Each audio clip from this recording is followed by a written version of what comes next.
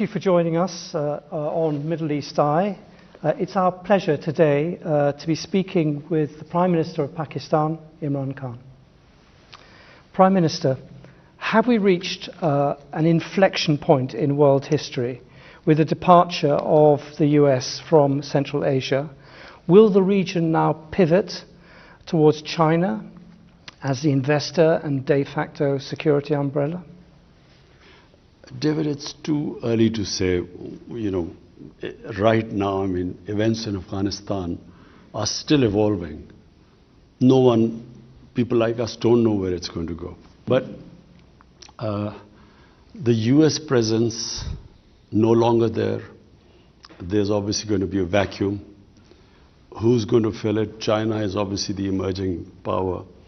But the way we look at it is that, and having spoken to all the regional countries surrounding Afghanistan, everyone thinks that this is a great opportunity because Afghanistan is the trade corridor between all our countries. Central Asian countries connected to Pakistan and the Indian Ocean through Afghanistan. It's a very important country in that way. And what we would really like is that it's no longer either you're in US camp or China camp. I feel that it should be what this whole region needs: economic ties, economic connectivity. That's what we are looking for. Which brings us on very quickly to the issue of sanctions, which are being talked about. Perhaps you could talk, what is your view on that? And give us a sense, as the neighbouring country knows more than anyone else, what is the situation on the ground in Afghanistan at the moment? Well, 20 years of civil war, devastation in Afghanistan. Basically, the government only functioned in the cities. Rural areas were more or less controlled by the Taliban. So now you have a situation, Taliban have taken over. Now, I would imagine there is a lot of, when you come into power after 20 years, in our case, we came into power after 22 years, you have a lot of problem dealing with people who have given a lot of sacrifices, different sacrifices for my party, but in their case, with blood. Now, they would want to get placement in the hierarchy of the government. And yet the government is clearly trying to get international acceptability. So it wants an inclusive government. It talks about human rights and not allowing its soil to be used for terrorism by anyone. And I think this is where the world, it's a critical point for Afghanistan. The world must engage with Afghanistan. Because if it pushes it away, within the Taliban movement, I would imagine there would be hardliners.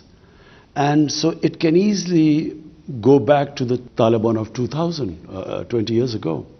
And that would be a disaster. Because 20 years of the NATO presence, $2 trillion down the drain, hundreds and thousands of people dead. And if it reverts back to that sort of crisis, chaos there, fertile ground for terrorists like ISIS, which is actually a real worry for all of us, especially for Pakistan. I think that it would be a total waste. It would be, what has the US got to show after that 20 years? So therefore, a stable Afghanistan government, which can then take on ISIS, and believe me, Taliban are the best bet to get rid of ISIS. That is the only option left. Isolating them, sanctioning them is going to, apart from anything else, apart from the chaos, it is going to be such a huge humanitarian crisis. Half the population is below the poverty line. The UN thinks that by next year, 95% of the population will go below the poverty line.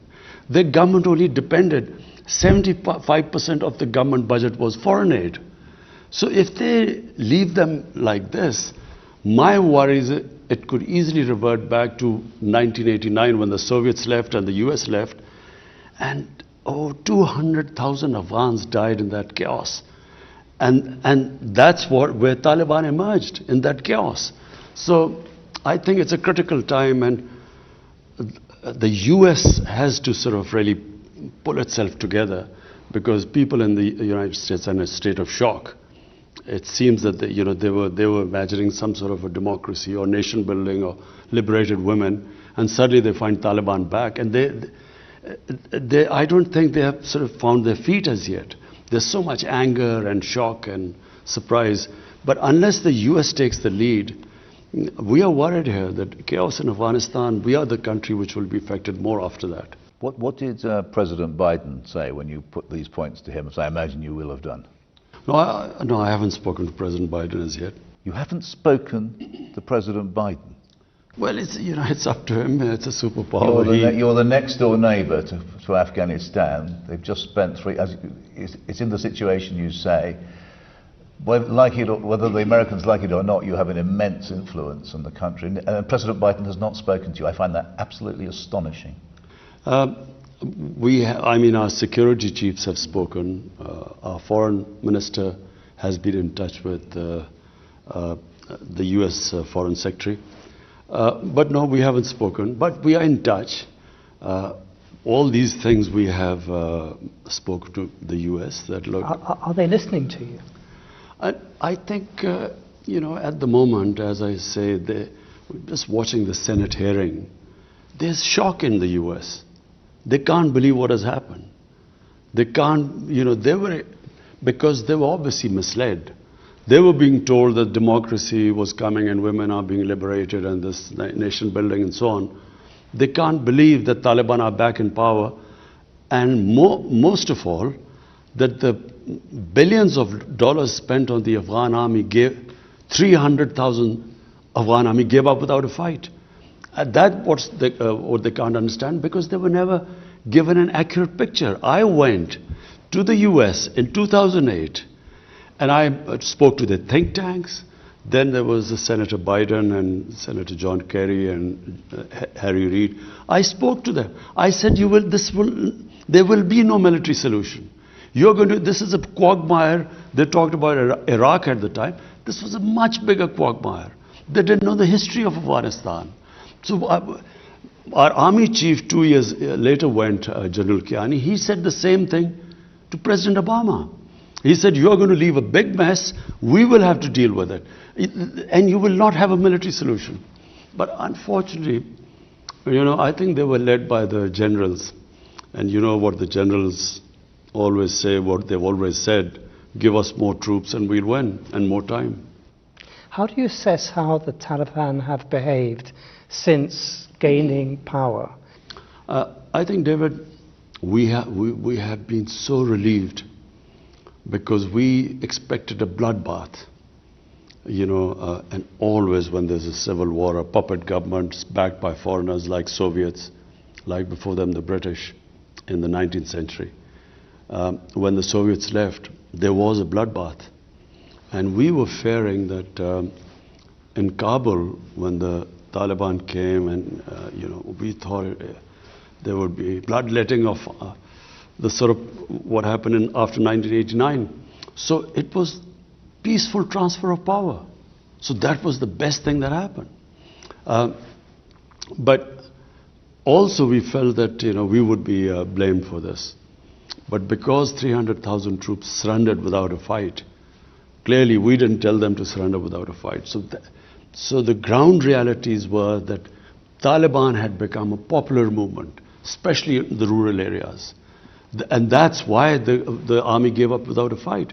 And secondly, the Ghani government was corrupt to the core. They were, firstly they were perceived as a puppet government, then corrupt. People, who was going to fight for them? But you haven't fully answered David's question there, which is, it hasn't been as inclusive a government as we hoped. It hasn't, is not, women's education remains a huge problem. I mean, the future of women's cricket in Afghanistan, that lovely success story of Afghan cricket, and yet women's cricket doesn't seem to have a role to it. I mean, these are very serious things, and these are being watched in the West, because people are saying... I mean, it's being weaponized, if you like. But it's also true, isn't it, that if you are an Afghan woman, your rights have gone back 10 years, 20 years? Two things separately. Number one, is it an inclusive government? Uh, Not right now, but Taliban have so far stated that it's a transitory government and they want to include other people. What they have stated is that they will not include anyone from the former regime of Ghani. And really, they need an inclusive government because Afghanistan is a diverse society. It has mainly Pashtun, 50%, then there's huge Tajik minority.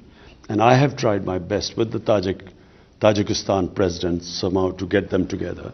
Then there are Uzbeks there, and Uzbekistan is trying to sort of get them together. So the neighbors are interested that they all form an inclusive government, so it's a stable government.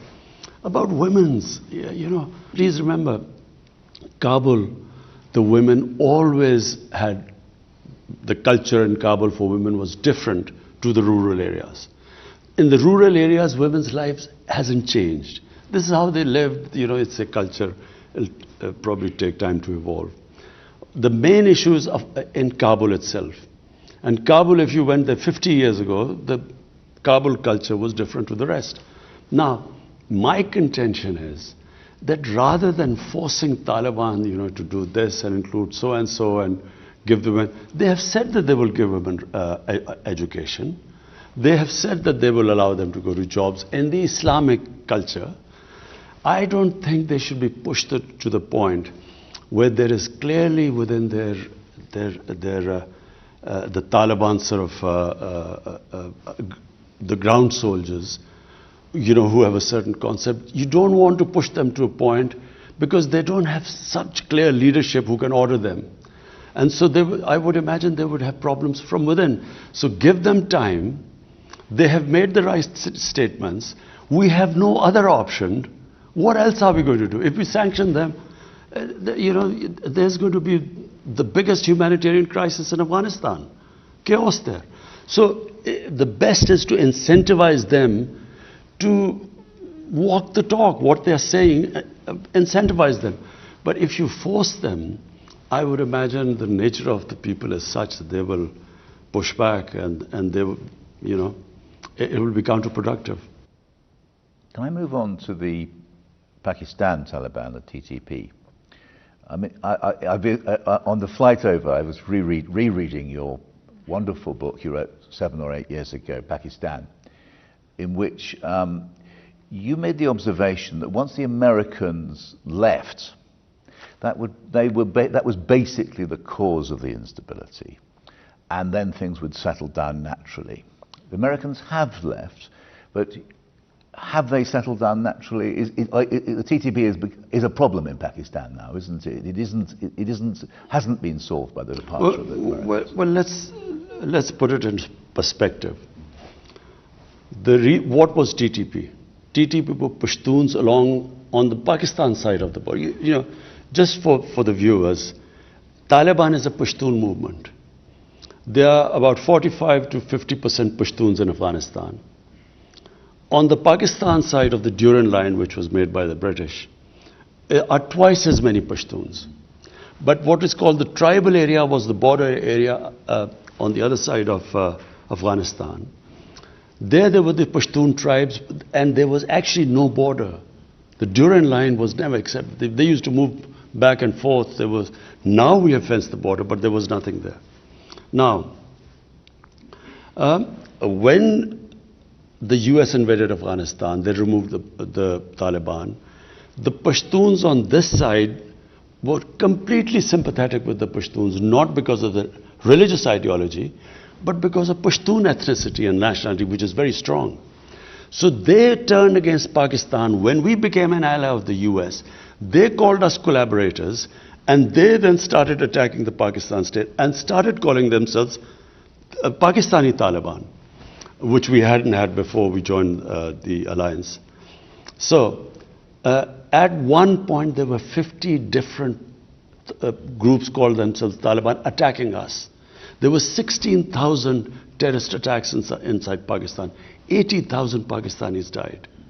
So as the American footprint decreased, so did this movement. The motivation went down because no longer were we collaborators, and now clearly we are no longer collaborators because we are not allying ourselves with with anyone which is fighting the Pashtuns. So the motivation has gone down. Now we are trying to talk to those who can be reconciled because it's from a position of strength. I always believe, all insurgencies eventually end up on the dialogue table, like the IRA, for instance. So now, from a position of strength, we want to talk to them. Because in Afghanistan, the Afghan Taliban have assured us they will not allow them to attack us from Afghanistan side, which the previous government did. RAW, which was the Indian agency aligned with the Afghan intelligence agencies, they helped them conduct attacks. One was the biggest attack against our Chinese nationals here. So now, because the Taliban won't allow them, we now have talked to them who we can reconcile and give up their arms and live as normal citizens. So that's what we're trying. And the ones who, then obviously the government will take action. But I thought the TTP had been solved as a problem, and it's re-emerged, hasn't it, since the fall of Kabul? No, the TTP was always, it had been pushed out of Pakistan. We conducted a huge operation. I've been there. I've seen it. In North Waziristan. I very much remember presenting a wreath to the 5,000 or more martyrs who fought in that terrible conflict. But you're talking to people who have slaughtered tens of thousands of Pakistanis. It must be very, very tough, that. Remember, Peter, there were about 50 different groups. Motivations of different groups were different. A lot of these TTP were because of the collateral damage. In the Pashtun culture, in the code of honor, if a family member is killed by someone, they have to take revenge. And to take revenge, they used to join the other side. And there were 480 drone attacks in our tribal areas. Imagine the collateral damage that caused. And secondly, the military operations in our tribal area. Whenever army goes into civilian areas, there's collateral damage. In my opinion, in Afghanistan, the Afghan Taliban, one of the Afghan ambassadors told me here, he said most of the Taliban in Afghanistan who became Taliban were because of the collateral damage, night raids, aerial bombardment. Exactly the same situation was here. What is your view of the American use of drones now in Afghanistan? I think it is the most insane way of fighting terrorism. How do you, doing a drone attack in a village, mud huts, and expecting that there won't be other casualties.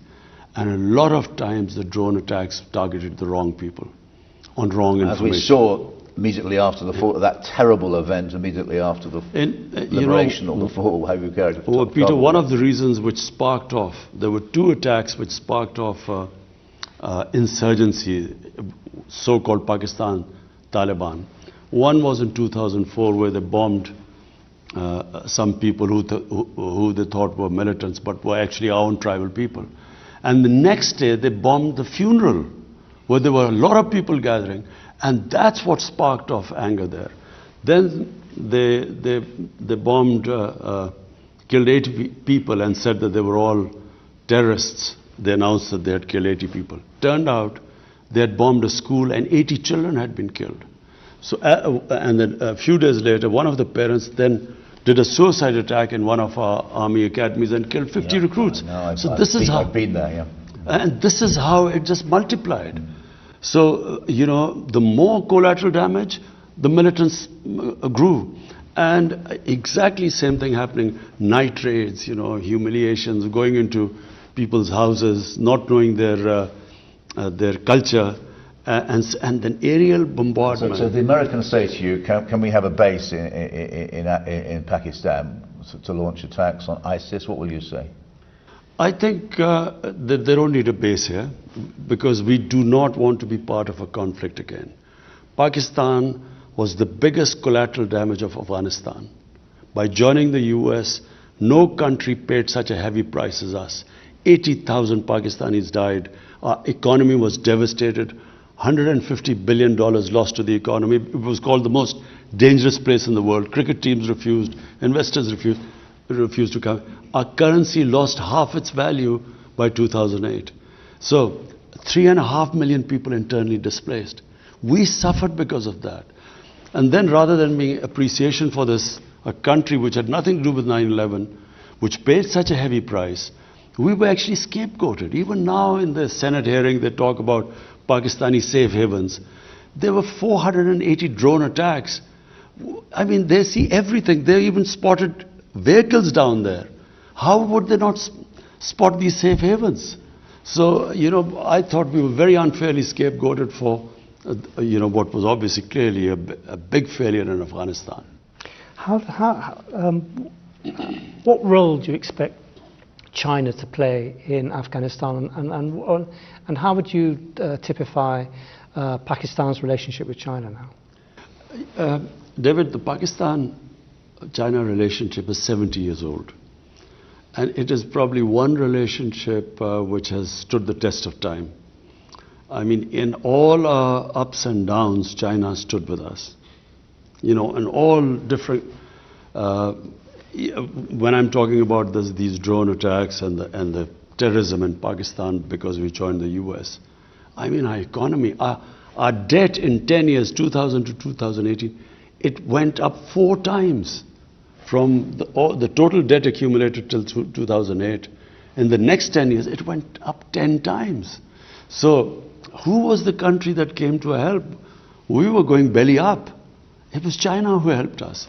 And so therefore, our relationship in that sense, people remember, you always remember those who helped you in your difficult times. It does. Why the Uyghurs? I mean, there's no question that you are a senior Muslim leader, global, and you have been silent about what, at the very least, is a serious suppression of a Muslim minority in a neighboring country. Why is that? You see, Peter, I find these selective pronouncements on human rights, I think it is so immoral. Now, China is one neighbor, the other neighbor is India. In Kashmir, there are 900,000 troops who've put 8 million Kashmiris in an open prison. They have over 100,000 Kashmiris have died since 1989. The way what they are doing in Kashmir right now, and the UN reports saying what they are doing. Not one word of criticism in India, not just that, what they are doing to the minorities in India, to the Muslims in India, Muslims in Assam, the laws they have passed. It's a total racist government. Now, what I find so... We're going to come... Kashmir is a very serious subject. We really want to come on to that, but... No, but Peter, I'm following from there. Now, they want us to criticize what's happening to the Uyghurs. We have spoken to China. The Chinese have given an explanation what is happening there. And our relationship with China is such that we have an understanding that between us we will talk to each other, but behind closed doors, because that's their nature, their culture. We do not talk about it in public. But in public, all I want to say is that why is there not such indignance about what is happening in Kashmir by the same countries that want us to talk about the Uyghurs? And my second point was also is, Peter, that there's the whole Muslim world is in turmoil. You go on from Syria to Yemen to everywhere, the Muslims dying. We, as a government, decided that our main focus right now should be a disputed territory between Pakistan and India, where all these human rights violations are taking place. Let the world take notice of that first, then we will talk about other violations of human rights. On Kashmir, the world seems to regard Kashmir as a Pakistan national interest, and you regard this as above all as a human rights issue. How can you separate the two agendas and get the world to focus on what's actually happening in India-controlled Kashmir? You see, David, Kashmir was a disputed territory between Pakistan and India, and this was confirmed by two United Nations Security Council resolutions, which said that the people of Kashmir will be allowed through a plebiscite under the UN auspices to decide whether they want to be part of India or Pakistan. Now that right was never given to them. But worse, in 2019, 5th August, they had the special status until this right of self-determination was given to them. They took away the special status. And they clamped down on them by sending these 90,000 troops there. And basically Kashmir is an open prison. Now, our problem is that we are not now talking about it as a territorial issue. We are simply talking that allow the Kashmiris, and we in Pakistan have given them the other option. They don't have to come either to Pakistan or India, just their right, democratic right, if they want to be an independent country. So this is where it is. India, clearly the ball lies in Indian court. What do they do now? They cannot indefinitely have put these people in an open prison. Because having taken this step, I don't know what they expected. They are now trying to change the demography of Kashmir by bringing settlers from outside, which was also in the constitution provision prevented this from happening, that settlers would not be allowed to settle in Kashmir. And then the Geneva Convention, it states clearly that you cannot change the demography of an occupied country. You know, until that status is clear whether they're part of India, you can't change the demography. So they are actually trying to convert them from Muslim majority to a minority. How dangerous a situation? It's been rather forgotten because so much else has been going on. But how here we have two nuclear powers at odds with each other, and there's fighting almost all the time, isn't there, at a low level?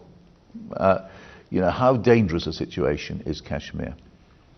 Peter, if you look at the flashpoints, probably the nuclear flashpoint right now in the world is Pakistan, India. Because nowhere else is there such a situation where there are two nuclear armed countries who've had 3 wars before they were nuclear armed. So we haven't had a war since then, because of the deterrent. I think as a 13-year-old you wanted to join up, didn't you, in 1960? I still remember. 65, yeah. I still remember that. But I feel that, you know, we had this little skirmish when there was a suicide bomb which went off in Kashmir. Indian soldiers were killed, and they blamed us. We kept saying that we will give us any evidence, and we will hold those responsible. We will take them, but have them punished, or even give them to India. Rather than giving us evidence, they bombed us. Fortunately, there was no loss of life. So, you know, Pakistan also retaliated, again bombed somewhere, and then they shot down an Indian plane. So, in that situation, I mean, I as a chief executive felt it could have gone anywhere. We immediately returned the pilot, you know, was shot down to cool down things, because once two nuclear armed countries get into the situation like we did, it can go anywhere. So I think I actually addressed the United Nations too, and told them that, look, you came into being to stop this sort of thing. There's an unresolved issue. It's your own Security Council resolution. In East Timor, the people were given the right. They passed a resolution. They were given a right to decide the destiny, plebiscite. They became independent. Why not Kashmir? And unfortunately, it's because of once, you know, if you're big enough, you have a huge market for other goods, that gives you the leverage actually to get away with, you know, which East Timor could not get away with. Can I ask you, all this seems incredibly familiar to Palestinians. what's happening to Indian-controlled Kashmir. It's almost as if Israel has given India the template, although that's probably a very crude way of putting it. But how dangerous is the liaison between Israel and India right now? I feel that, well, they are very close, you know. I mean, should we read anything into it that Narendra Modi visits Israel and then he comes back and clamps down on Kashmir and, you know, the events of 5th August 2019, do we think that he got his instruction from there? Because that's what Israel has done. They have just built such a strong security apparatus and they just crush anything. They will send people in, they will kill, assassinate, and then they have total immunity. They, you know, whatever the United Nations General Assembly says, they have complete confidence in the veto power which the US has in the Security Council. So they get away with anything.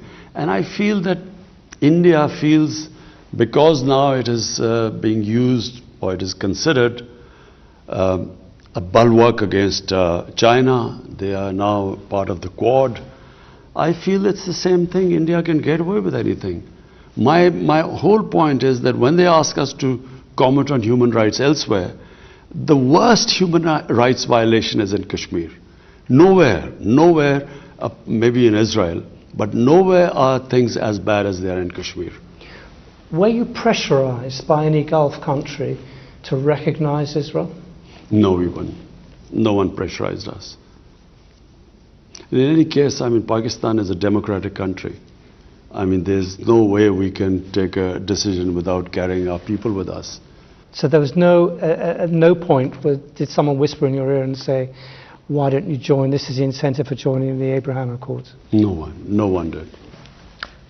I wonder if I could change the subject and quote what I think are very prescient words from your book about Islamophobia in Europe.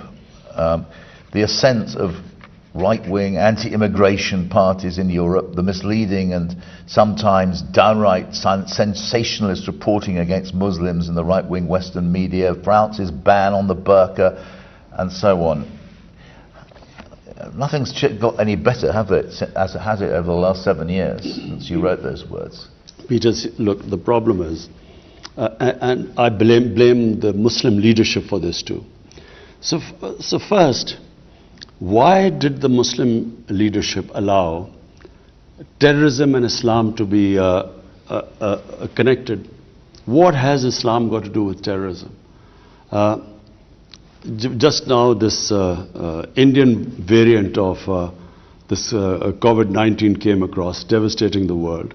But the Indians said, look, don't call it Indian variant, call it Delta variant. Well, quite right, because why should sort of any virus be associated with any nation? Similarly, why should terrorism be associated with any religion? No religion would promote terrorism. I mean, so after 9/11, connecting Islam and terrorism, and then saying radical Islam, you know, as if there's some radical Islam which promotes terrorism. There is only one Islam, and that is of our Prophet Muhammad, peace be upon him. In Muslim communities, like every human community, they are moderates, they are radicals, they are liberals. I mean, if I first went to Britain, when I first went there were these guys called skinheads. They would beat up people who was a Paki. They would beat them up. Imagine if I looked upon the British societies through what the skinheads were doing. You can't define a religion or a human community by just concentrating on their extremes. So these people are like, we have our fanatics, like the gunman who walks into New Zealand walks and shoots down 50 worshippers. So when you say radical Islam, so for the man in the street in the West, how is he going to distinguish between a moderate Muslim or radical Muslim? How does he distinguish? So all Muslims become a target. This is what Islamophobia is.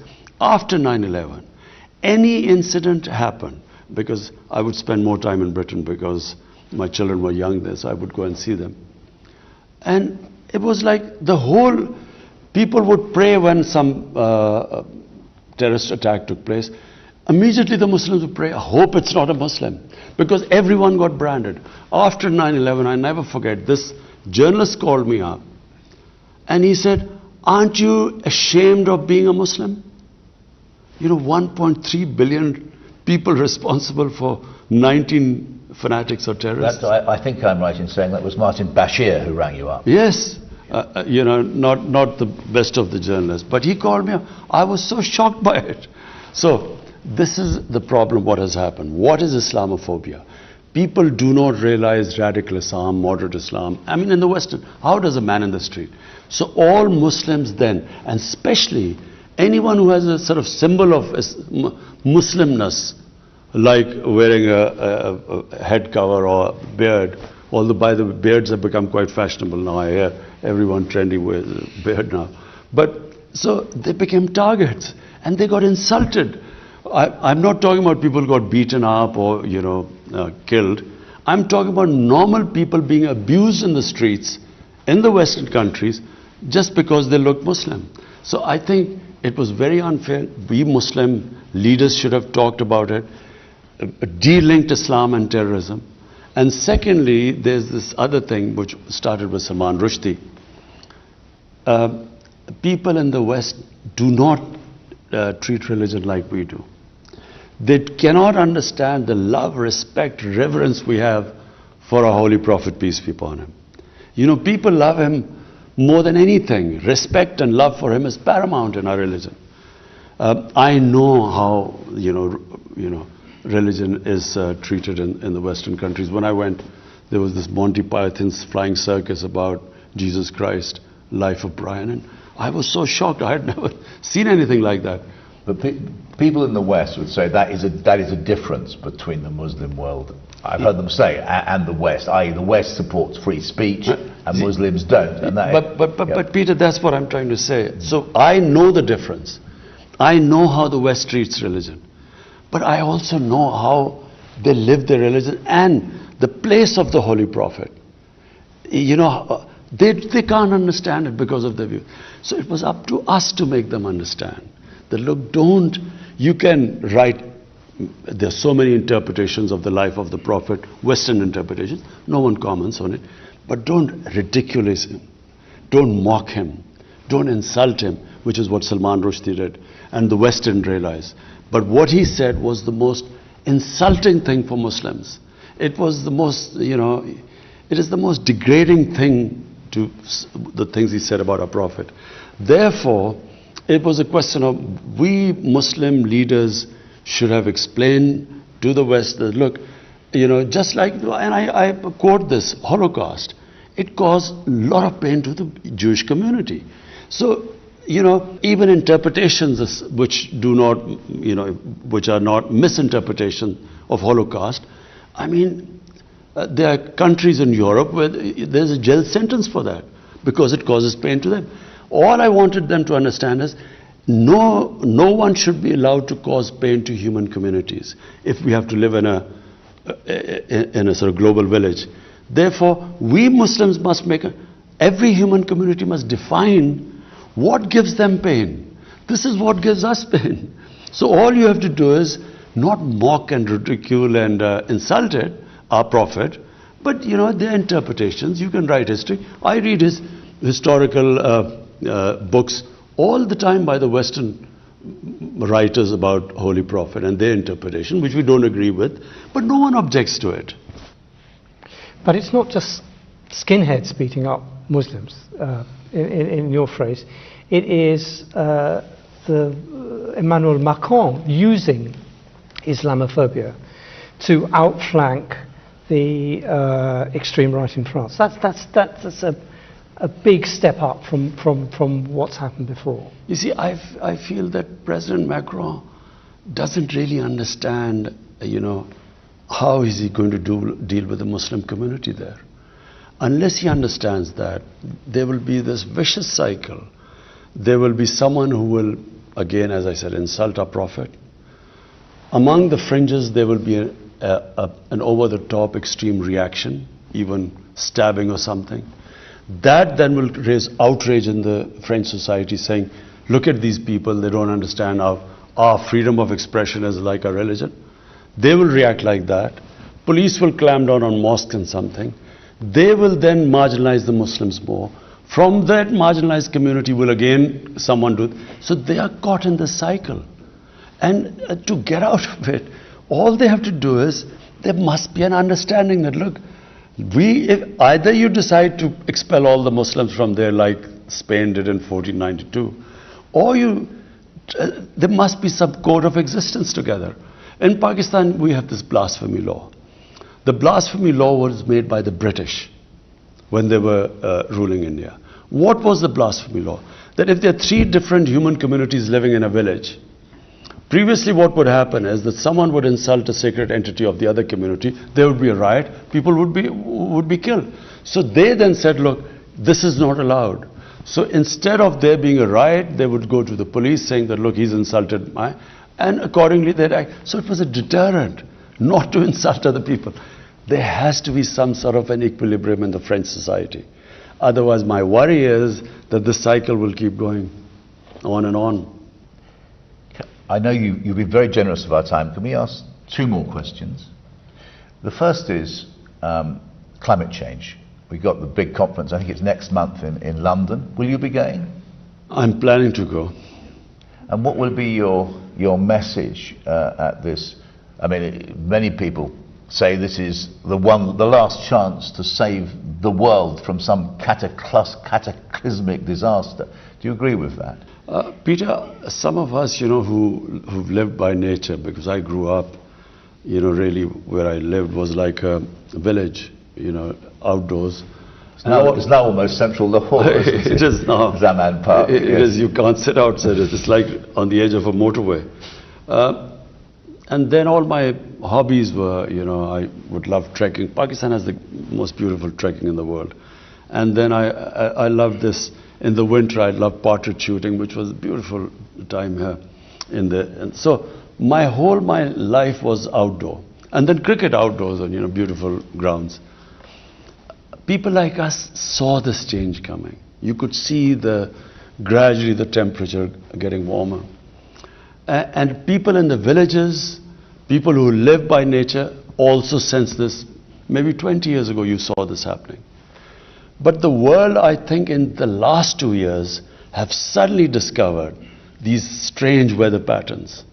And countries affected, like in Germany, look at what happened in Germany and so on. So, and the fires that are in California, Siberia, and Mediterranean countries. So, people have begun to realize that we are really now, the human survival instinct has, I feel, kicked in. They are realizing that if we keep going at this rate, things are just going to keep getting worse. And therefore the emergency. My only worry is that the countries that are responsible for these carbon emissions are the developed industrialized countries. They are the ones who are really responsible for the high percentage of emissions. But I feel that they are making the right noises, but they are not willing to take the hard decisions because it is going to be difficult. When you change to renewables, it's going to be difficult, a little painful. Already they are talking in Europe about, the gas prices going up and so on. So I think that unless and until they walk the talk, what they are saying, they then, do it. They put their money where their mouth is. It's not going to happen because when you worry about your elections, you worry about unemployment. And with Donald Trump, he was quite forthright. He didn't even hide behind any euphemisms. For him, progress, growth rate, jobs were more important than climate. Now, unless climate becomes more important than this, I'm afraid we will have a lot of conferences, but for electoral purposes, people will make the right noises. But what do you want COP26? I think it's COP26 to do. Well, for a start, look, it has a financial cost. If you want to really make an impact, you have to spend money on that. So clearly, countries like us, we're punching above our weight. We are planting 10 billion trees in this country. 10 billion now. 10 billion. We started 1 billion. We achieved that. We planted 2.5 billion right now. We are on our way to 10 billion.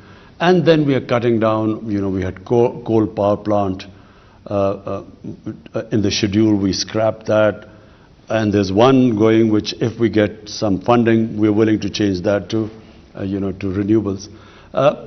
And then we're trying to preserve, we're making different ways of preserving, our water supplies and increasing our oxygen, cleaning our rivers. Whatever we do, unless the richer industrialist countries, unless they take steps, I'm afraid, we don't. Our contribution to emissions are negligible, about less than 1%. To move on, finally, apparently you used to be a cricketer. England, the ECB cancelled a 5-day tour of Pakistan against the advice of the British High Commissioner, apparently. What was your reaction, given that all that Pakistan had done for English cricket in the last 2 years of those 2 tours, they come to the rescue during COVID, and then the English Cricket Board just cancels with no real... what did you make of that? What message did that send? Well, I've seen the evolution of Pakistan-England cricket ties over the years and with the other countries. I think that there is this, still this feeling in England that they do a great favor to play for countries like Pakistan. One of the reasons is that obviously the money is a big player now, for the players as well as for the cricket boards.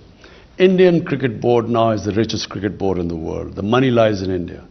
So India basically now controls world cricket. I mean, they do whatever they say go. No one would dare do that to India, because they know that the sums involved, India can sort of produce much more money. So therefore, I felt that I think England let itself down. I didn't criticize, I didn't say anything. But I think England let themselves down, because I expected a bit more from England. I did not expect them, just unilaterally without even consulting anyone. And of course, the biggest worry of protection of the foreign teams is for us. Imagine if something happens in Pakistan to a team, we are responsible. And we have one of the best intelligence agencies in the world. So I checked thoroughly. We had completely secured everything. I mean, even the New Zealanders, they got scared and they left. But in the end, I didn't really comment on it. I think the teams let themselves down. I think New Zealand let itself down by just from the stadium cancelling a tour on something which we know was a fake news, which was initiated by some Indian through Singapore. We know that. And, they got worried and they left. And then England, without even consulting anyone, they left. I think England let themselves down. And let Pakistan down too, because it's very important, isn't it, that after the terrible events a decade ago with the Sri Lankan team, that you've had this long period of coming back to world cricket, and then suddenly at the very last minute for England to turn their back on you, it was a kick in the teeth, wasn't it? It was disappointing, but I think England should analyze what they've done, the England team. They should ask themselves the question. What would they think if some country did that to them? That when they were finally, and they had gone to that country in difficult times when no other team would tour, and Pakistan went to England at that time when there were COVID restrictions. And then, how would they have felt if it had happened to them? Thank you very much, Prime Minister.